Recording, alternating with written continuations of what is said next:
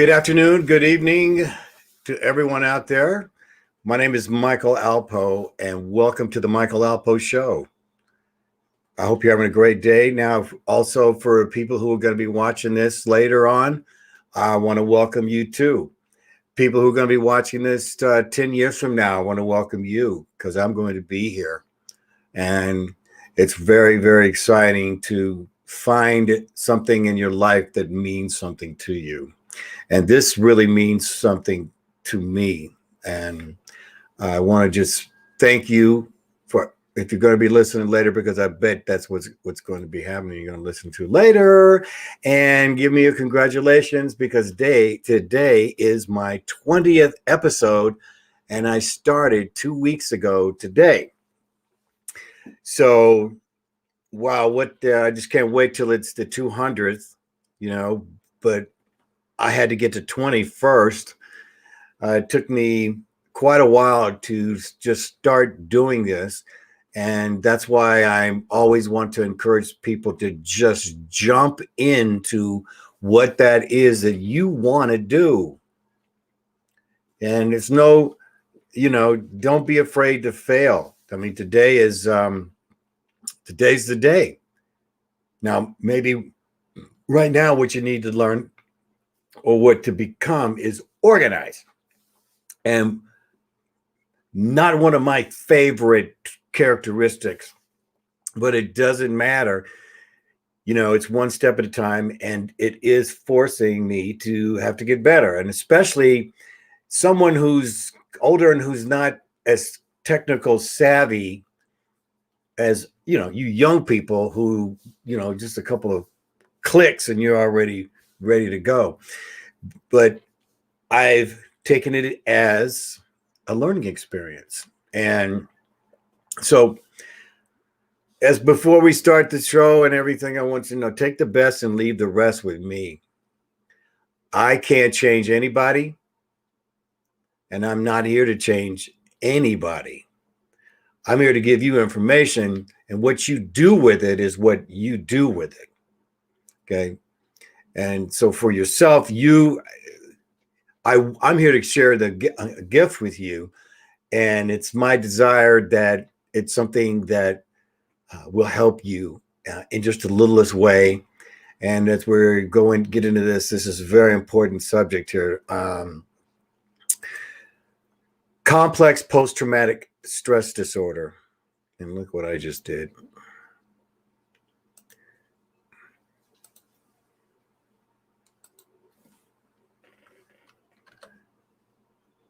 I'm the engineer here. I'm the only one who can change anything. So, and there we go. Complex post-traumatic stress disorder. Now, we just began to touch on this. This is something I'm very enthusiastic about, so to speak, and that it is so important for all of us to understand what our surroundings are. That was also one of the things. And when I just studied, made sure when this all came to me, this complex, okay, I may not have post-traumatic stress disorder from being in the military, because I wasn't in the military. But really what this is, all of us have been placed into this post-traumatic stress disorder by the situation that's happened to our country and around the world. And that's why it's been over like over a year that we actually have been shut down. And so with this year that came up to it, it was really telling me that it was time for me to bring this type of knowledge that nobody's really talking about in the mainstream, because what they want to do is put us on some type of pharmaceutical to fix some of these issues. And what it does is it just covers it up. Okay. So complex is what we all are. Okay. We're all complex.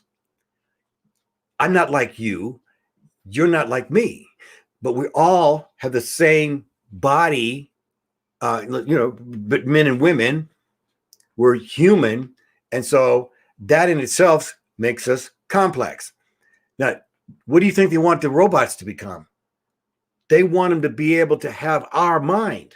which is damn near impossible. Maybe they're doing it now, but it's possible. It's been impossible to reproduce this brain the way we have it.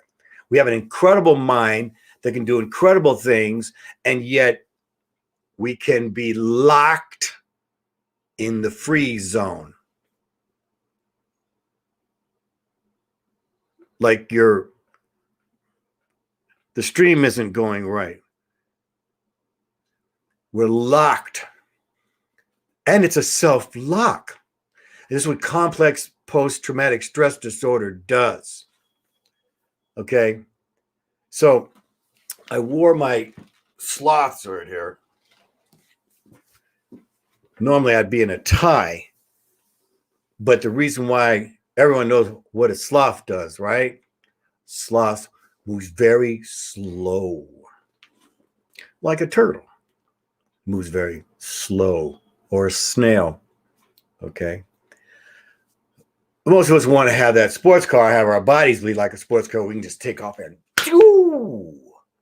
go anytime we want.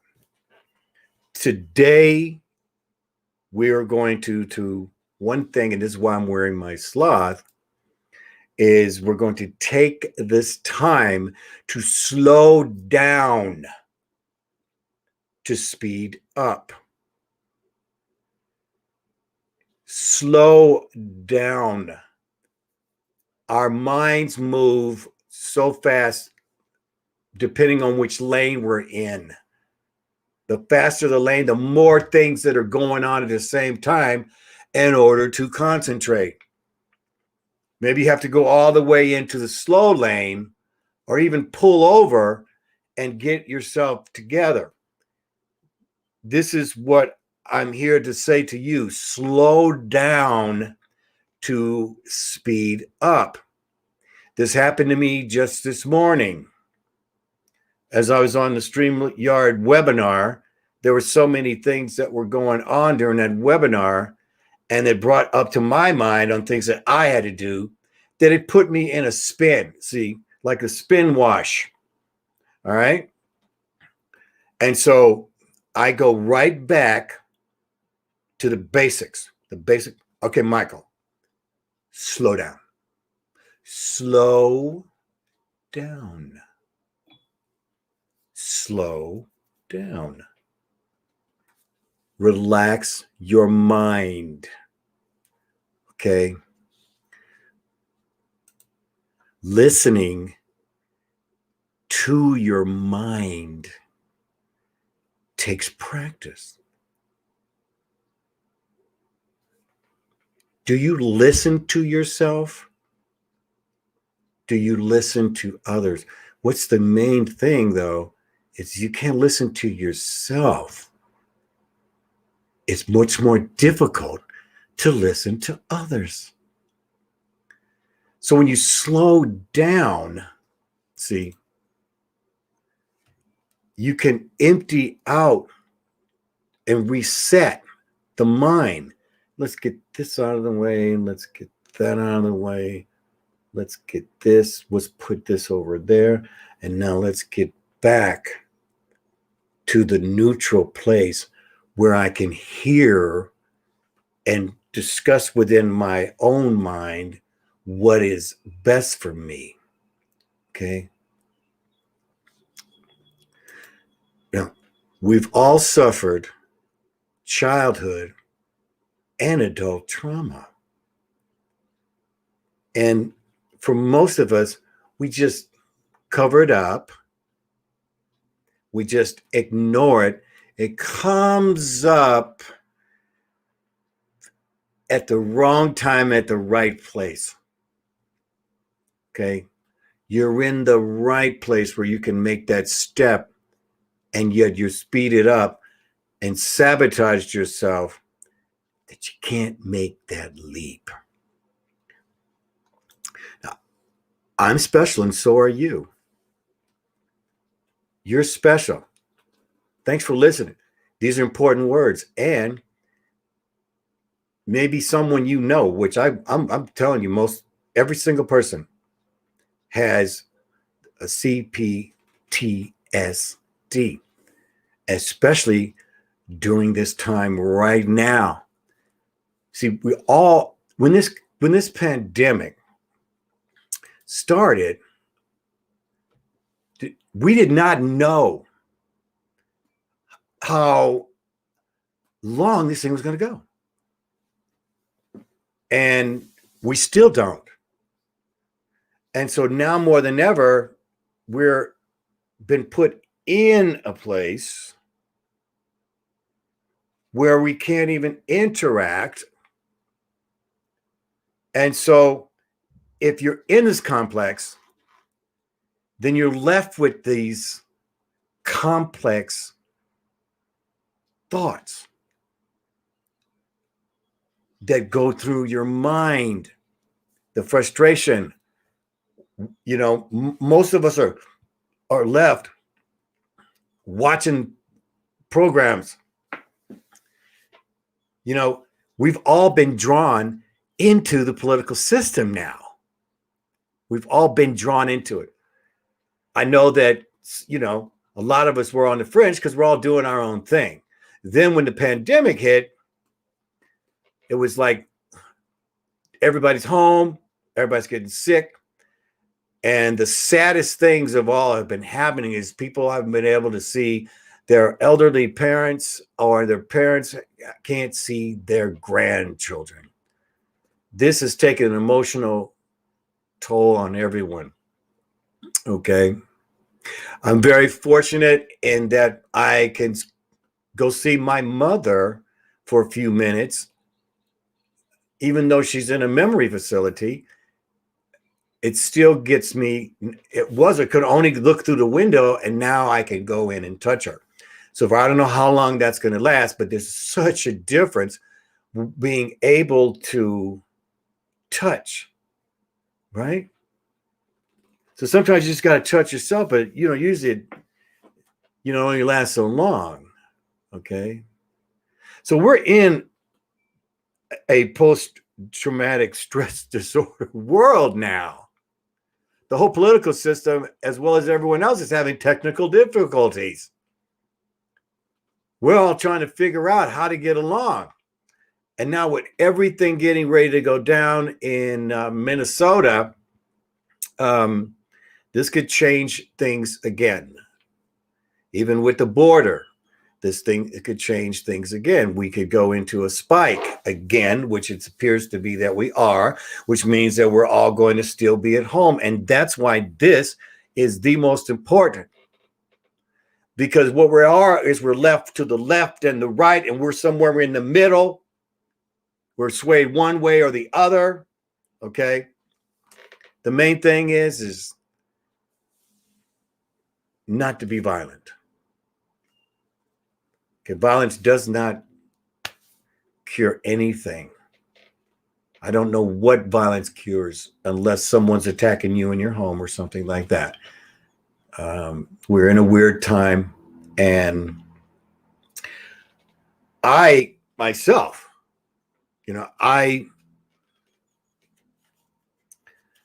was born in 1957, in Kansas City, Missouri,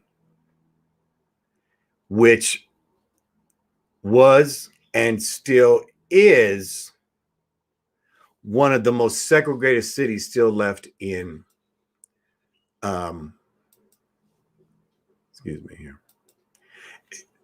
in the country still. And so we broke the color barrier back then by moving across 26th Street. First it was, I think it was like 13th, then 26th, then 35th. Okay. Where you can't move past those. Now, I was born with Negro on my birth certificate. So I, in the United States, am a Negro man. Okay. I wasn't raised on black. When I say that, the color, when I was growing up and in my neighborhood, if someone asked what you were, or, you did not say black, you said Negro. You see, and in my neighborhood, when I was first growing up back on 35th Street, oh, 35th Street, man, you know, all the white people had moved out. And only ones left was the older ladies. And I meant to say Caucasian because I considered, so for me, it was like, well, we're all Caucasian. I do say people are Caucasian as opposed to I saying they're white. I would say someone who's African-American as opposed to I say who's black. Because you can say I'm an African-American and my ancestors come from there. But at the same time, I'm not black because I don't have black skin. Okay. So again, where did that lead me? So this is where my complex post-traumatic stress disorder came up for me, was because when you look like me, you get, back in them days, you get it from all sides. So, everyone, when you're growing up, and so the Italians hung out, the Polish people hung out, okay? And the Negroes hang out, and the Hispanics hang out, and the Irish hang out, and everyone, was attracted to their kind. So now I'm not accepted by anyone. So I'm growing up, and the Negro boys, I got jumped when I was 6 years old by 6 Negro boys. Okay, I'm going home. I got pushed down in the middle of the street, kicked, he kept breaking my lunch pail, one of those cheap little thermos things there. So getting home at 6 years old was very traumatic. Okay. So now here I am, and I'm not getting I'm not really making the friends or whatever because of race back then. So what I remember the advice my father gave me is that, son, you got to learn to play all the fields. Okay. You got to play all the fields, man. When you meet an individual, don't be thinking it's those boys that jumped you down there on 35th Street. You look the person in the eye, no matter what color they are, and you say hello. And you say, yes, sir. No, ma'am. You say it to everybody. You don't just say it to the Caucasian man. You say it to everybody. And you act right. Don't act a fool. And that served me well, because I didn't know how I was going to be treated. So is this childhood trauma? Oh, yes, it is. Okay.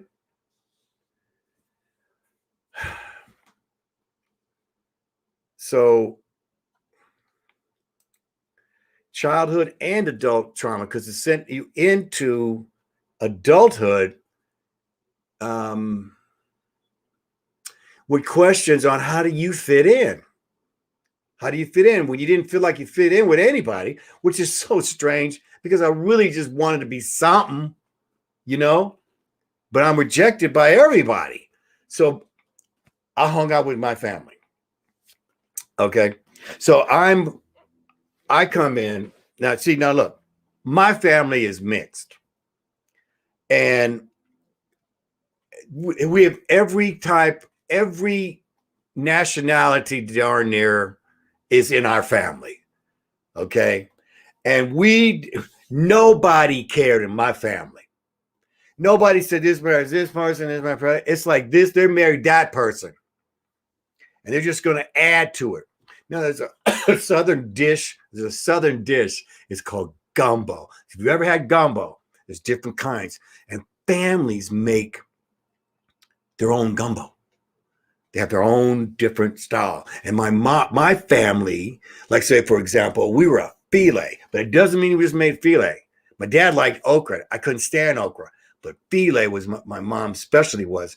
And you start it in layers. You make the filet and the rouge. You put the water in. Then you start adding your seasonings. Okay. The sausage, the fish, the oysters, the clams. Okay. Whether or not it's crab or, shrimp or just chicken. Okay. But the most important thing about a gumbo, which is what my family is that you don't put too much of this, you put a lot of that. The whole thing is at the end that it has a flavor of everything. Everything. You can taste everything in the bite. And also, and I'm giving honor to my family, we always kept the gumbo on simmer. So it's always warm. Okay. You never know who's coming over. And all right, I thought too. Rest in peace. So, and then also with gumbo, when you put it away and you bring it out the next day, it's even better because the seasoning gets in. And that's what our family is. We're like a gumbo. And within our family, everybody's welcome. Everybody's welcome. It didn't matter what color you are, because we all grew up as our own tribe. And so while we were Negro, we were at what I would call, I'm Creole, which is from Louisiana, which is like a mixed Basque. It's called Basque. Okay. And so on the one hand, I had the trauma of the outside world within my own family. We were all was one, and we always got together and we played Pokino. And so we were our own tribe, so to speak. And we stuck together just in case, there was any outside forces. Okay. So what happens when you become an adult from all this trauma is your identity. What are you going to make your identity? Well, so for me, my last name, ALPOUGH. I see y'all don't remember. There's a lot of you don't remember it, but it was ALPOUGH dog food. Feed your dog. I don't feed him anything at all. Lorne Green on the Ponderosa. The Ponderosa? Yeah, the Ponderosa. Lorne Green. Okay. And so everybody called me dog food. Not only the racial names, but now they're calling me dog food. So I grow up and I moved to Los Angeles. And so I ended up changing my name, which actually I was changing it because I was getting into the music business and I want to be known as Michael ALPOUGH. I wanted to be known. I took my middle name, which was Anthony, and turned it into Tony. So I was Michael Tony, still Michael Tony, the one and only. I write your love song when you're lonely. Okay. Because I'm original. No, not a copy. Just listen to me sing and I will rock thee. Okay. Where do you hear my intro song? See, I'm coming. I got an intro song. I got all kinds of stuff coming here. You stick with me. I got the words for you. Okay. So now where do we go from here? Well, again, the first step is to slow down to speed up. Just slow down. Do you have a temper? Do you get really sad easily? Do you cry easily? Okay. The one thing I always do before I start this show, and I know I'm risking everything, but what I do is I learn to laugh. I'm laughing. Guys, when I have you'll see me here down the road, you're going to see me. I'm laughing always before I start the show. So if there's one thing I want you to take out of this, as we close up here, I'll be coming back last night. Yesterday, I had Facebook issues. Again, so thought I said that, but I had Facebook issues. I couldn't literally not connect to Facebook. And then I received an email that stating, I thought it was me. I thought I was already getting blocked off. And it wasn't. It was actually Facebook. And it was right at the time when I was going on. That's when it happened. All the hours in the day when I'm on. I know I'm like going to be talking about one of the most important things I've ever learned in my life, and I wanted to share. And of course, I know this is, I'm stepping out. Okay. I'm stepping out. I'm going to tell you the truth from my perspective. You may not like it. You might like it. But I know one thing. If you listen and you just do this one thing, slow down to speed up whenever you're getting yourself frazzled, because you say to yourself, I'm complex. I got so many thoughts. Slow down. Now, the next show, I'm going to describe some way that I've done over these years on how to stop the thoughts that you don't want to deal with so that you can focus, so you don't get frozen. Let's thaw that mind out. Whenever your mind is troubled, fill it with love. Fill it with love. Fill it with laughter. Just laugh at yourself. Oh man. Hey, ask to reinforce that tickle bone. You remember how I was like, you couldn't laugh, part of it because you got tickled when you were young. Well, open that back up, because not everybody's tickling you all the time. Okay. It's not like it was anymore. You're older now. Nobody's just coming up and tickling you. Learn to find that funny bone. I'll see you later. Love ya.